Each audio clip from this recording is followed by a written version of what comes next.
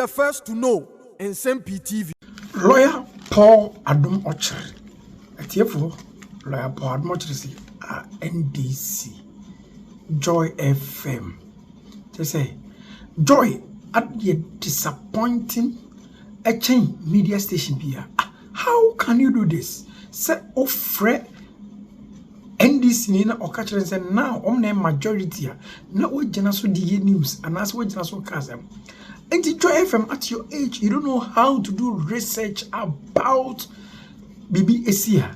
Go into the Parliament House, the clerk, no investigation. Then na o kasa we jina utumi so kasa na nya asem ketwa.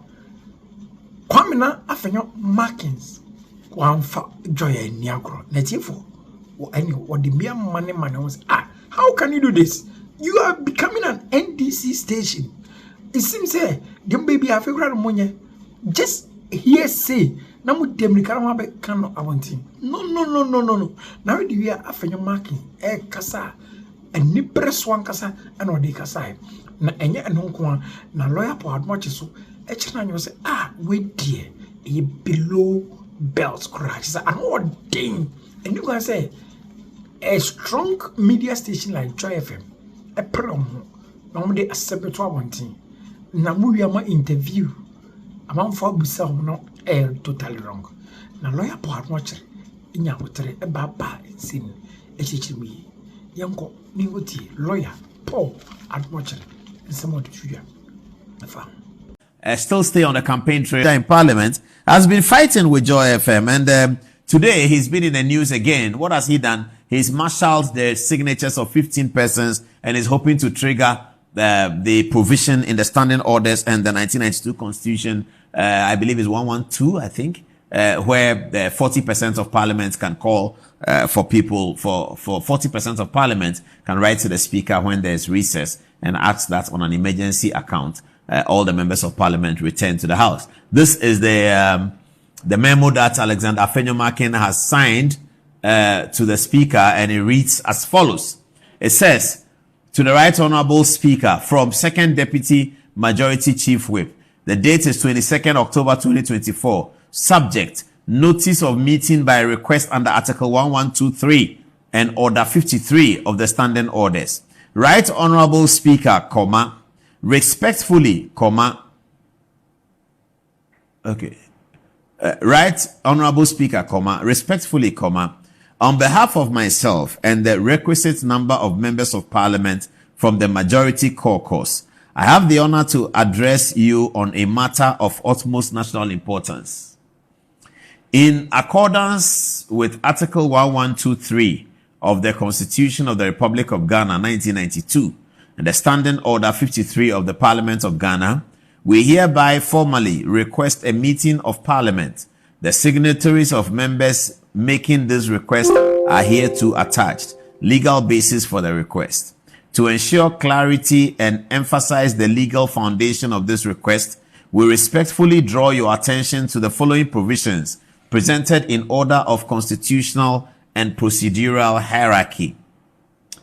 Article 1123 of the 1992 Constitution, which states that, notwithstanding any other provision of this article, 15% of members of Parliament may request a meeting of Parliament, and the Speaker shall, within 7 days after the receipt of the request, summon Parliament, unquote. 2. Standing Order 53,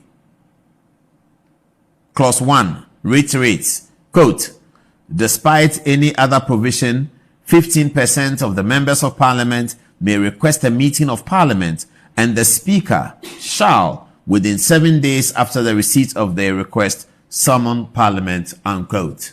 So, 3. Standing Order 53.2 further stipulates, quote, Parliament shall convene within 7 days after the issuance of a notice of summons, unquote. 4. Standing Order 57.3 provides, quote, the Speaker may summon a sitting of the House before the date or time to which the House has been adjourned, or at any date or time after the House has been adjourned sine die. Quote. 5. Standing Order 58.4 states, The Speaker shall summon Parliament within a period determined by the Speaker, and the requirements for a 14-day notice shall not apply where there is an emergency. Okay. It continues. We respectfully request that upon recall of the House, the following urgent government business be deliberated upon and transacted, including any other business that comes before the House. Number 1, request for tax exemptions for designated beneficiaries under the One District, One Factory program. Number 2, Ghana Financial Stability Fund, an International Development Association facility of 252 million United States dollars. And then 3, bills. Environmental Protection Agency Bill 2024, Social Protection Bill 2023, Customs Amendment Bill 2024, Budget Bill 2023, Ghana Boundary Commission Bill 2023, Interstate Succession Bill 2022. Context and justification. As Mr. Speaker may recall, Parliament had adjourned sine die on Tuesday, 22nd October 2024, without any explanation to the circumstances leading to the adjournment. You may also recall that at conclave, you confirmed the service of a Supreme Court order which was explicit. At the time, the above stated items had been advertised and scheduled to be carried. We wish to emphasize that this request is made in utmost good faith and in the national interest to enable the government to discharge its constitutional and democratic obligations to the people of Ghana. The matters outlined herein are of pressing importance and require the urgent attention of Parliament. Request for action. Considering the constitutional and statutory provisions cited above and in the exercise of our rights as members of Parliament, we respectfully urge you to summon Parliament for a meeting within the stipulated 7-day period.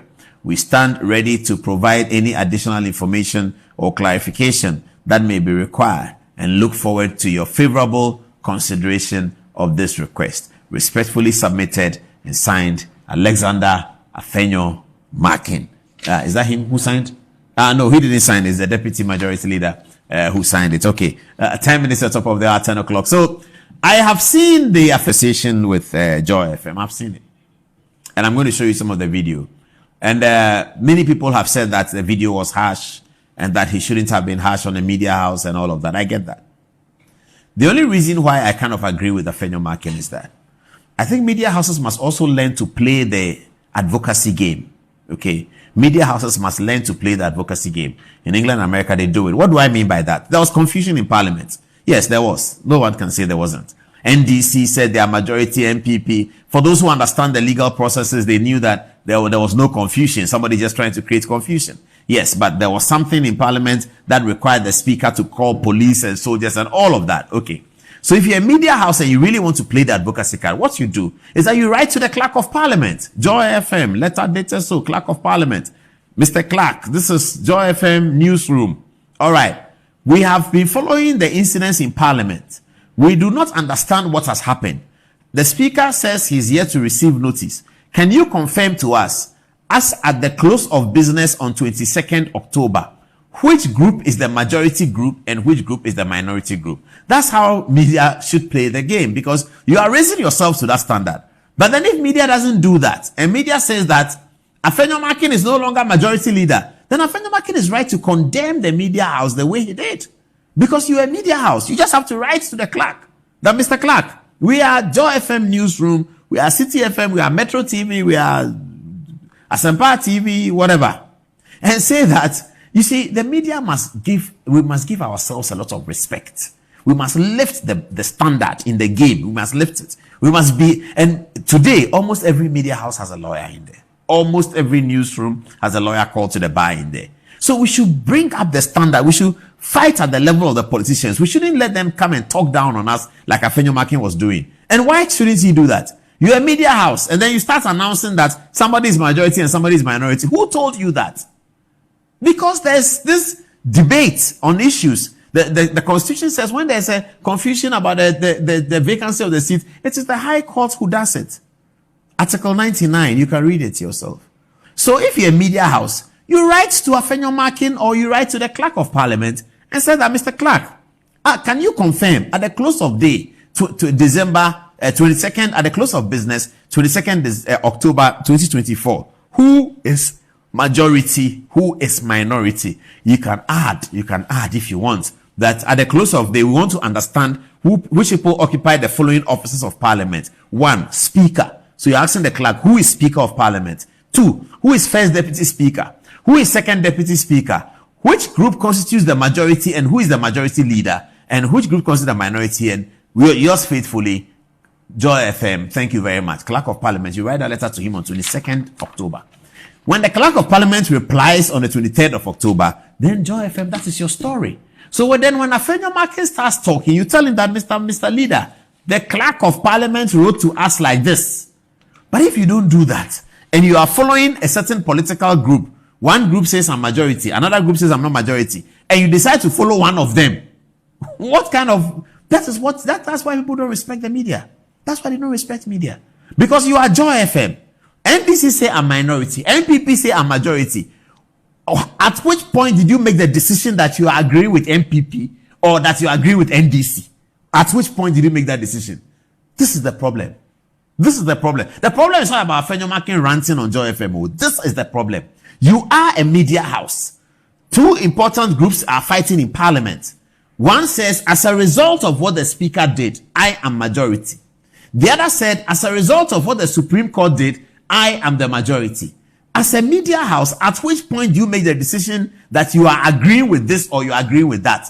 You need not make that decision. You need to write a letter to the Clerk of Parliament to indicate that you understand how the political system works. And that's how media will be respected.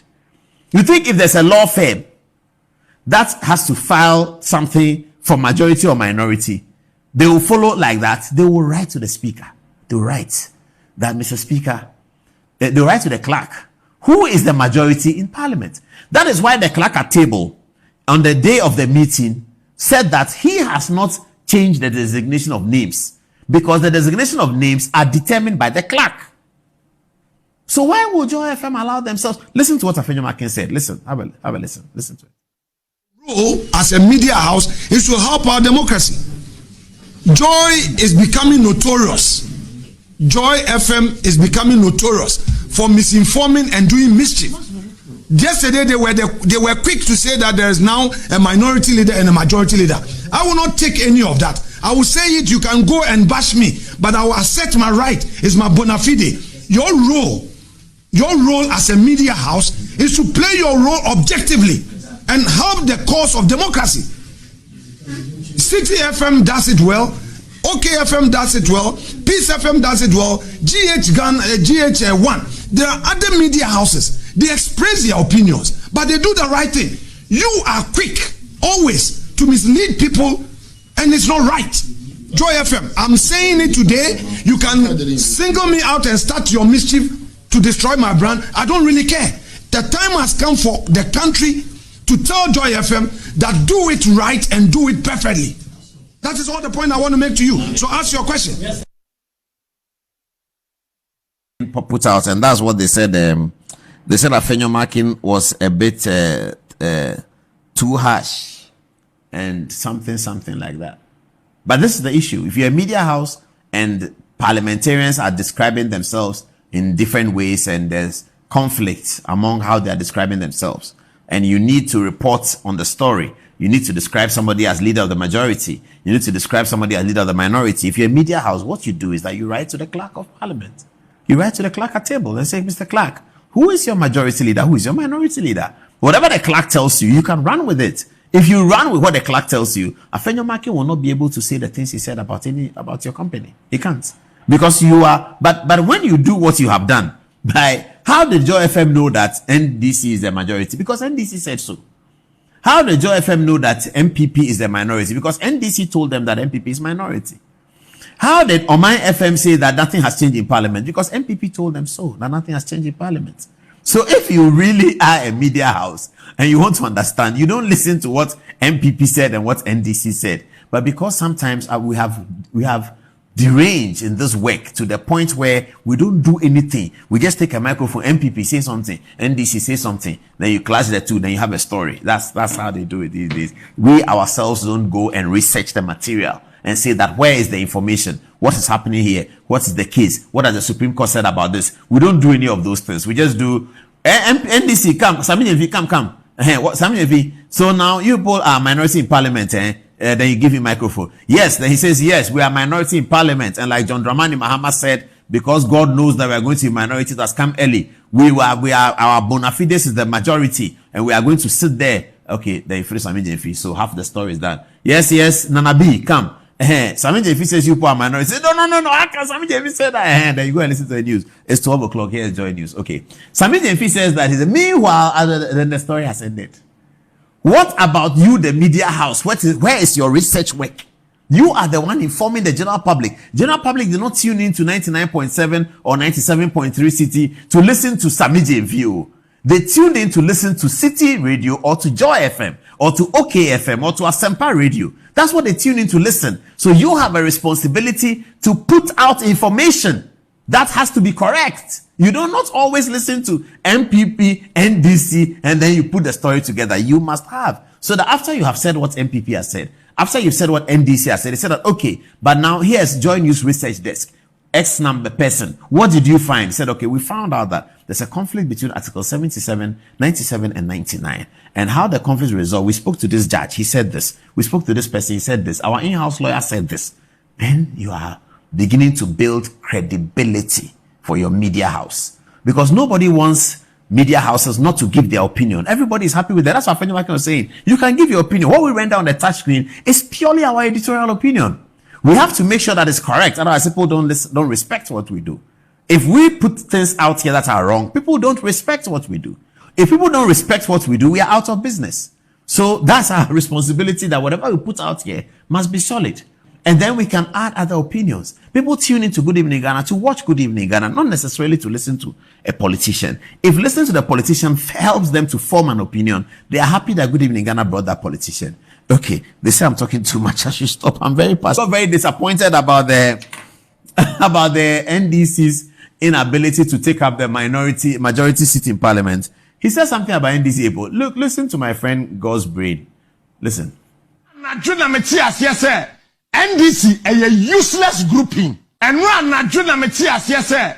NDC a useless grouping. And run Najuna Metias, yes, sir. NDC a useless grouping. And run Najuna Metias, yes, sir. NDC a useless grouping. And run Najuna. It is about the people who are advancing the course of the campaign for either candidate. I think that the people advancing the course of the campaign for John Mahama must step up their game. We have 44 days to go, but they still must step up their game, because as of today, everyone knows that Dr. Bawumia has done more campaigning than John Dramani Mahama. Well, the Dr. Bawumia need to do more campaigning. Yes, he needed to. He was a government candidate. People said the economy is not working. People said he's a liar. He needed to come out of his shell and show the people what he has been doing in the back room. After 6 months, 4 months of the campaign trail, it appears that gradually people are beginning to hear Dr. Bawumia out. They're hearing him out, and it's sort of changing some things for his fortune in the December election. It's beginning to look another way. Okay, it's 1 minute.